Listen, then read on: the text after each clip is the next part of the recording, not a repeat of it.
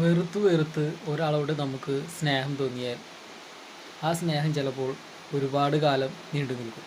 എന്നാൽ സ്നേഹിച്ച് സ്നേഹിച്ച് ഒരു നാൾ നമ്മൾക്ക് ആ വ്യക്തിയോട് വെറുപ്പ് തോന്നിയാൽ ആ ബന്ധം ഒരിക്കലും പിന്നീട് പഴയ പോലെ ആകില്ല.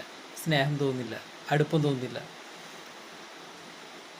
അതൊരിക്കലും എവിടെയോ മാച്ചാവാത്ത ഒരു സൗഹൃദം പോലെയായി മാറും.